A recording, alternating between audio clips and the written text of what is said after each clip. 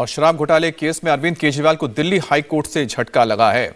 Justice स्वर्णकांता Sharma की इस case की सुनवाई करेंगी।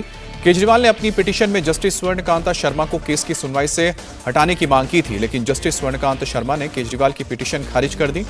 खुद को सुनवाई से अलग करने से इनकार कर दिया। केजरीवाल ने पिटीशन पर सुनवाई के दौरान खुद ही अपनी दलीलें पेश की थी। कोर्ट में कहा कि जस्टिस स्वर्णकांता शर्मा आरएसएस से जुड़े लोगों के कार्यक्रम में गई हैं, इसलिए उन्हें जज की निष्पक्षता पर संदेह है। लेकिन अपने फैसले में जस्टिस स्वर्णकांता ने कहा कि न्याय किसी के सामने नहीं झुकता है, किसी से नहीं डरता है। वो इस अर्जी को खारिज कर रही हैं। इस केस की सुनवाई वही करेंगी और बिना किसी भय या पक्षपात के फैसला करेंगी। जस्टिस स्वर्णकांता ने कहा है कि ये केस केजरीवाल के लिए विन विन सिचुएशन वाला है। अगर वो सुनवाई से हटती हैं तो केजरीवाल कहेंगे कि उनके आरोप सही थे। अगर वो सुनवाई वही जारी रखती है तो केजरीवाल उनके फैसले पर सवाल उठाएंगे, लेकिन वो न्याय के सिद्धांत को सर्वोपरि रखते हुए इन सब बातों की चिंता नहीं करेंगी। जस्टिस स्वर्णकांता ने कहा है कि 34 साल के सर्विस के दौरान, उनके करियर के दौरान कभी भी उनके ऊपर कोई भी पक्षपात का आरोप नहीं लगा है। इस मामले में भी वो पीछे नहीं हटेंगी। इससे पहले सीबीआई ने भी कहा था कि जस्टिस स्वर्णकांता को सुनवाई से नहीं हटना चाहिए, वरना एक गलत प्रेसिडेंट जाएगा और परिपाटी की शुरुआत होगी और हर पिटिशनर कोई ना कोई आरोप लगाकर जज को बदलने की मांग करेगा।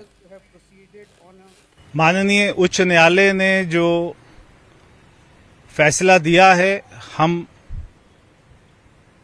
उनका स्वागत करते हैं। ये केजरीवाल जी से ही अपेक्षा की जा सकती थी कि वो ऐसा कदम उठाएंगे कि हमारी न्यायपालिका के ऊपर ही सवाल खड़े कर देंगे। जो व्यक्ति सेना के ऊपर में सवाल खड़े कर देता था, जो व्यक्ति बच्चों की झूठी कसम खाता था, आज वो व्यक्ति हमारी न्यायपालिका के ऊपर में सवाल खड़े कर कर पूरी व्यवस्था को खराब करना चाहते हैं। कोर्ट ने कहा कि एक आरोपी ये तय नहीं कर सकता कि कौन सा जज उसका केस सुनेगा।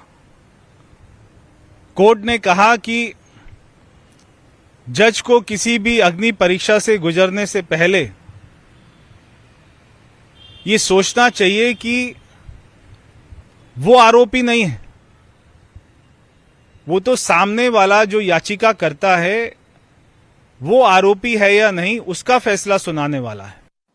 और रिक्यूजल बड़ी साधारण सी चीज है। मैंने आपको बताया, ईडी ने इसी तरीके से जज साहिबा को बदलवा दिया था। यहां पे जज साहिबा कह रही हैं कि नहीं, आपके मन में जो भी आपकी शंकाएं हैं वो गलत हैं। देखिए, मैं ये भी कहना चाहता हूं कि शंकाएं तो पार्टी के मन की हैं और उसने 10 कारण बता दिए कि मेरे मन में शंका इन कारणों से है। अब जज साहिबा कह रही है नहीं, तुम्हारी शंका गलत है, मैं ही सुनूंगी, मैं ही न्याय दूंगी। तो भाई अगर ऐसा है तो ठीक है। और दिल्ली बीजेपी के अध्यक्ष वीरेंद्र सचदेवा का कहना है कि केजरीवाल की इस हरकत से राजनीति का स्तर भी गिर गया है। अदालतें इंसाफ का मंदिर होती हैं, वो राजनीति का अखाड़ा नहीं होती। ये बात अरविंद केजरीवाल को समझना चाहिए था। और दुर्भाग्य से उन्होंने जिस तरह की व्यक्तिगत टिप्पणियां न्यायालय पे या न्यायाधीश पे की थी, वो दुर्भाग्यपूर्ण है। किसी भी न्यायाधीश का निर्णय या न्यायालय का निर्णय पक्ष या विपक्ष में होता ही है, लेकिन निर्णय आने के बाद हमारे संविधान की खूबसूरती यह है कि हर अपराधी को मौका दिया जाता है कि वो उससे अगली सीढ़ी पर जाके अपनी अपील कर सकता है। लेकिन जिस तरह की राजनीतिक चतुराई अरविंद केजरीवाल ने इस मामले में दिखाई कि खुद बहस के लिए पहुंच गए, वो बात अलग है कि लिखवा के लाए थे, जिससे भी लिखवा के लाए थे। अच्छा, बहस भी की, चलो ठीक है, लेकिन उस पूरे वीडियो को सोशल मीडिया पे अपलोड करना और फिर न्यायालय के खिलाफ या न्यायाधीश के खिलाफ एक नैरेटिव निर्माण करने की कोशिश करना, ये वो राजनीतिक चतुराई थी